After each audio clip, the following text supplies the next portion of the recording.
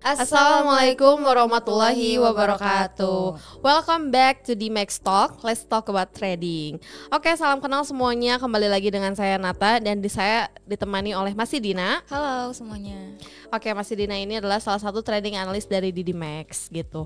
Di kesempatan kali ini kita akan bahas trading tanpa ribet. Oke. Gitu ya, trading tanpa ribet. Dan kalau misalkan kita lihat sejenak, angka perputaran trading forex itu selalu bertambah terus gitu. Betul. Dan menurut survei 3 tahun yang terakhir itu di tahun 2022 naik angkanya sebesar 14%. Oke. Angka perputaran dalam satu harinya itu bisa mencapai 7,5 triliun dolar dalam satu hari. Wow. Besar banget ya. Banget. Jadi nggak kebayang. Itu secara global ya, Iya. di seluruh dunia gitu. Wow. Dan kalau misalkan kita sering berpikir trading itu kompleks gitu ya, hal yang agak ribet, kompleks, pokoknya banyak apa namanya instrumennya lah gitu kan.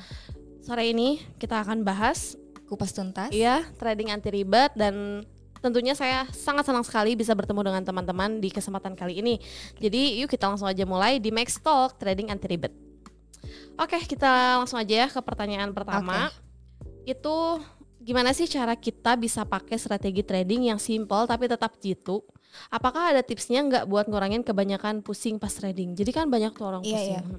Oke, cobalah ini ya, fokus pada strategi yang simple tapi efektif. Misalnya kita pilih 1 atau 2 indikator yang paling bisa kita pahami gitu kan ya, dan gunakan itu untuk untuk masuk ataupun keluar dari pasar.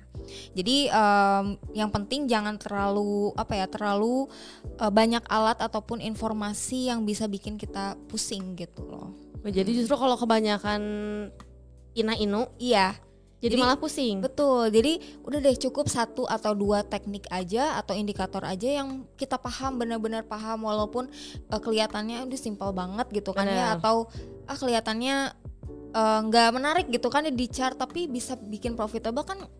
Kenapa enggak gitu kan, daripada misalkan kita memaksakan biar chartnya tuh keren, kelihatannya keren, tapi hasilnya loss gitu kan, itu malah useless ya kayak gitu. Malah nanti jadi candlenya nggak kelihatan, ketutup indikator. Betul.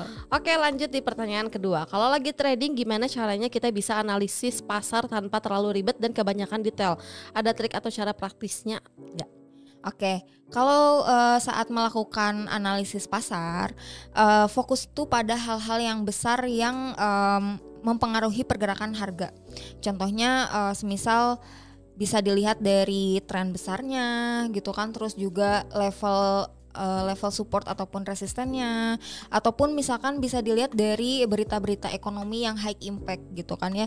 Jangan sampai terjebak pada detail-detail kecil yang bikin kita malah jadi bikin bingung gitu. Nah itu kadang orang-orang tuh fokusnya ke situ gitu kan, hal-hal yang kecil, hal-hal detail-detail yang kecil, akhirnya bikin bingung sendiri gitu kan. Padahal fokusnya cuman tadi aja, misal tren besarnya seperti apa, terus juga level entry support resistennya di mana, dan juga berita-berita ekonomi gitu kan. Itu contohnya sekarang gitu kan ya, kayak kemarin FOMC dan lain sebagainya, itu kan penting gitu kan, high impact banget. Nah itu yang mempengaruhi pasar gitu. Oke, jadi lebih fokus ke yang emang bakal mempengaruhi gitu. Betul. Jangan ke yang yang gak terlalu ngaruh lah ya, nanti malah jadi pusing sendiri. Betul sekali gitu.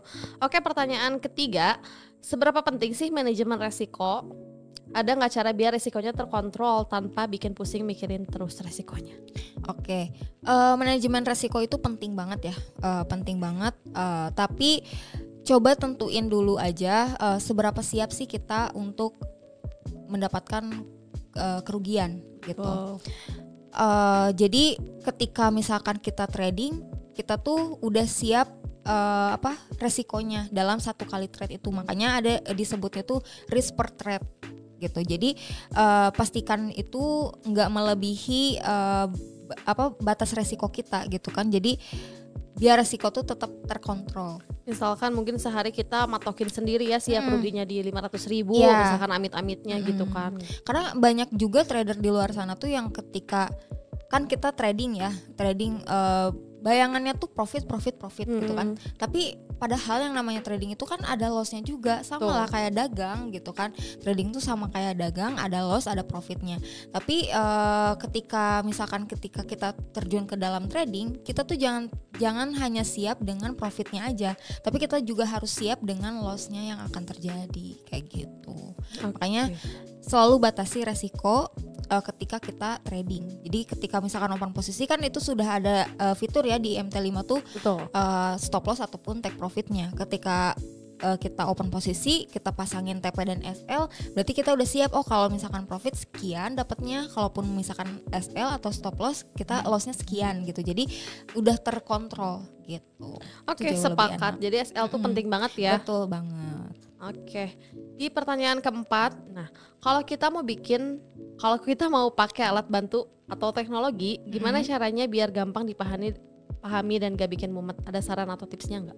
Oke, sekarang tuh banyak ya, banyak seperti alat-alat bantu ataupun teknologi yang contohnya apa sih? Ya, kayak misalkan EA kayak gitu kan, itu banyak ya di luar sana yang udah canggih gitu kan ya. Semakin canggihnya teknologi itu semakin berkembang juga gitu kan ya, alat untuk kita trading tuh jauh lebih mudah lagi. Tapi ya ada plus minusnya juga sih sebenarnya. Tapi kalau misalkan mau pakai alat bantu seperti itu, pilihlah alat bantu atau teknologi yang memang cocok dan mudah dimengerti ya untuk kita. Jadi kalau terlalu rumit terus bisa bikin pusing gitu kan. Kalau bisa dimulai dengan yang sederhana aja dulu gitu. Kayak aplikasi, contohnya kayak aplikasi atau platform yang user friendly kayak gitu. Gitu. Jadi kalau misalkan ada teknologi yang seperti itu, kalau misalkan dirasa pusing atau ribet, mulailah dari yang sederhana dulu aja. Gitu. Kalau teknologi yang simple kayaknya aku tahu apa deh. Wifi yang kenceng ya, karena nanti kalau wifi-nya lemot, lelet itu pasti harus juga bikin kesel. Siapa tahu OP-nya di mana gitu kan, ke transaksiin di mana. Betul sekali. Gitu. Oke, pertanyaan kelima itu kalau lagi ada perubahan pasar, gimana cara kita bisa tetap fleksibel tanpa kehilangan arah dan tetap santai? Ada trik khusus nggak? Oke, yang di pasar yang berubah itu yang penting adalah fleksibilitas ya. Cobalah untuk tetap membuka pikiran terhadap perubahan dan siap juga untuk mengubah strategi gitu kan jika diperlukan. Jadi jangan terlalu kaku, tapi juga jangan gampang berubah. Kita tetap pegang prinsip dalam trading gitu. Jadi ketika trading tuh harus punya strategi plan kan. Ketika misalkan ternyata tidak sesuai dengan strategi plan kita kan sudah menyiapkan strategi plan yang lain gitu kan. Jadi jangan sampai kan ada tuh yang ketika udah pasangin TPSL gitu kan, ketika misalkan harganya tidak sesuai nih, harusnya kena SL tapi dipundur-pundurin gitu kan, atau akhirnya dilepas SL-nya gitu kan, tanpa tahu nanti dia exit point-nya tuh di mana. Kayak jadi gitu. Bingung sendiri. Jadi bingung sendiri kan, jadinya gambling gitu. Berharap ujungnya floating juga. Berharap harganya balik lagi tanpa dia menganalisa beneran bakalan balik lagi nggak, atau si balance-nya itu kuat nggak sih gitu. Jadi jangan inilah.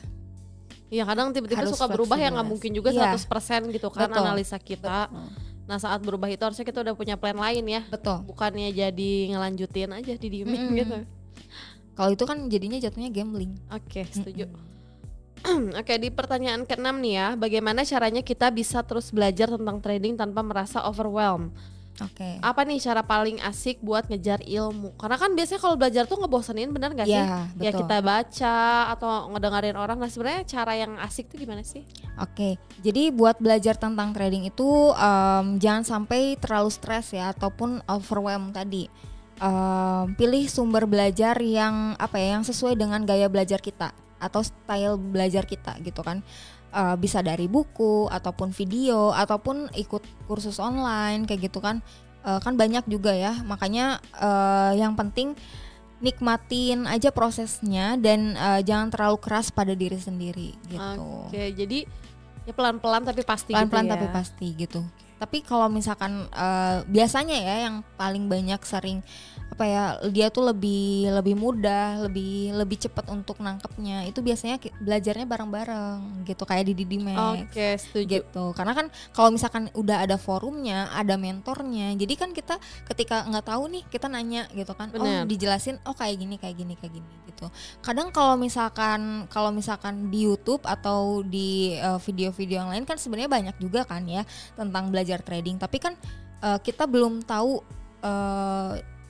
bukan maksudnya kita ketika misalkan ada yang nggak paham, kita nggak tahu harus nanya ke siapa gitu. Tapi kalau misalkan kita punya mentornya, ketika kita nggak paham, kita bisa tektokan nanya gitu, jadi cepet pahamnya gitu. Sepakat. Apalagi kalau misalnya kita tadi trading bareng ya, pasti nggak Iya. akan ngebosenin. Betul, Ya seru kayak banget. gimana aja kita sekolah gitu kan, ketemu orang baru, ketemu teman, bisa Iya. ngobrol. Jadi itu cara asik ya. Iya, apalagi kalau misalkan di Didimax kan setiap hari tuh ada live trading ya. Mhm. Ada live trading, terus open posisi bareng-bareng. Nah, ketika profit itu euforianya tuh seru banget gitu kan ya. Jadi Oke. pulang-pulang tuh bawa profit, enak, seru. Seru ya. Oke, jadi cara asik tuh buat teman-teman Iya. yang suka bosan belajar sendiri itu bisa datang aja ke Didimax karena di Iya. sini bisa belajar rame-rame gitu setiap hari. Oke, ini kayaknya pertanyaan terakhir deh. Ya, Oke. betul. Soal psikologi trading, bagaimana sih caranya kita biar tetap tenang dan gak panik di tengah gejolak pasar? Oke, itu penting banget ya, emosi. Jadi untuk tetap tenang dalam trading itu latihin disiplin kita dan juga kontrol emosi gitu kan. Coba buat planning trading, balik lagi ya, planning trading yang jelas sebelum masuk ke pasar, dan ikutin juga rencana trading itu tuh tanpa ragu gitu. Jadi kalau misalkan ragu dengan planningnya, lebih baik jangan dulu masuk. Tapi kalau misalkan teman-teman udah percaya 100% ya, pede dengan analisanya, dengan planning tradingnya, masuk aja gitu. Jadi jangan ada ragu-ragu, karena kalau misalkan ragu-ragu nanti susah juga gitu kan ya. Kalau misalkan ragu kan pasti ketika naik dikit udah panik gitu Iya. kan ya. Jadi Nah, itu loh. jatuhnya loss gede, Iya, profitnya kecil kadang gitu kan. Ketika udah profit dikit langsung cut gitu Iya, kan. Padahal bisa berpeluangnya dapat profitnya lumayan banyak gitu kan, tapi karena kitanya kepanikan gitu kan, karena nggak pede dengan analisa kita sendiri gitu, akhirnya ya itu tadi. Makanya kalau misalkan ragu jangan dulu masuk gitu. Terus kalau misalkan udah masuk pasar itu jangan panik ya jika terjadi perubahan harga tiba-tiba gitu kan, apalagi kalau misalkan lagi news. Wah, itu pasti kan panik juga ya, panik banget gitu kan. Yang penting ya tetap tenang aja, terus juga fokus pada strategi yang udah direncanain tadi gitu. Jadi intinya kalau pakai TPSL sih sebenarnya Iya, tenang sih harusnya aman gitu. Karena kan kita udah oh ya saya siap gitu kan, dengan resikonya, dengan profitnya pun siap gitu. Jadi jangan hanya profitnya aja yang siap gitu kan, tapi lossnya juga kita harus siap gitu. Setuju banget. Ada lagi tambahannya Mas Dina? Oke, ada. Jadi kesimpulannya ya, dalam trading itu kesederhanaan, analisis yang tepat sasaran gitu kan, terus juga manajemen risiko yang baik, pemilihan alat bantu yang sesuai juga, fleksibilitas di pasar yang berubah, belajar dengan santai, dan pengendalian emosi itu merupakan kunci gitu kan, kunci kesuksesan. Dengan fokus pada prinsip-prinsip ini, kita itu dapat meminimalisir kebingungan kita, dan meningkatkan juga kinerja trading kita tuh secara keseluruhan kayak gitu, sambil tetap menjaga ketenangan juga dan keseimbangan emosi dalam menghadapi perubahan pasar yang dinamis gitu. Jadi kan pasar tuh pasti dinamis bergerak, karena kalau misalkan kita nggak menerapkan yang 7 poin tadi itu susah juga gitu. Makanya kita harus tetap belajar, itu yang paling penting gitu, karena dalam trading itu belajar tuh yang dilakukan setiap saat gitu. Belajar tuh nggak ada habisnya kalau di dalam. Betul, karena perubahan trading selalu ada. Betul. Kita juga harus mengikuti perubahan itu. Betul, karena yang namanya trading itu kan nggak hanya di Indonesia doang gitu kan Iya. ya, tapi kan seluruh dunia dan mata uangnya juga mata uang negara-negara asing gitu kan. Betul. Apalagi kayak sekarang kan contoh kayak Ukraina dan Rusia udah mulai ini lagi gitu kan di Memanas Amerika lagi juga ya. di Amerika juga inflasinya belum beres gitu kan, terus juga kayak apa di Israel dan juga Palestina juga memanas banget gitu kan ya, belum selesai-selesai. Nah itu juga kan berpengaruh pada pergerakan mata uang gitu. Makanya kita harus tetap belajar, tetap pegang prinsip kita dalam strategi trading kita gitu kan, tetap jaga manajemen risiko kita dan jangan panik gitu sih. Oke, luar biasa ya pembahasan di sore ini. Terima kasih banyak gitu ya untuk Mas Dina Ya, sharing-sharing sama-sama. ilmunya. Jadi bisa kita simpulkan 7 poin tadi itu penting dalam trading. Sebenarnya simpel, bukan yang berat-berat juga materinya, tapi itu bisa diterapkan untuk trading anti ribet gitu ya. Betul. Oke, terima kasih Mas Dina ya. Sama-sama. Dan terima kasih juga untuk teman-teman di rumah yang udah ikut nonton nih di hari ini. Semoga bisa memahami trading anti ribet itu seperti apa, Betul. yang di 7 poin tadi, dan bisa menerapkannya dalam trading. Betul. Gitu. Oke, kalau misalkan ada pertanyaan nih, teman-teman boleh tanyain di kolom komentar. Nanti saya Nata bakal siap bantu gitu sama Masti dan Master di Max lainnya. Betul. Gitu. Jadi tinggal komen aja, dan sampai ketemu lagi di episode selanjutnya. Semoga kita semua sehat-sehat selalu. Bye. Bye.